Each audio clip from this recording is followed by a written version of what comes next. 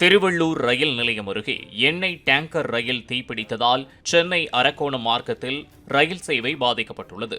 விரைவு ரயில்களின் சேவையும் மின் ரயில் சேவையும் ரத்து செய்யப்பட்டுள்ளன. இதனால் வெளியூர்களுக்கு செல்லும் மக்களால் அரக்கோணம் பேருந்து நிலையத்தில் கூட்டம் அலைமோதுகிறது.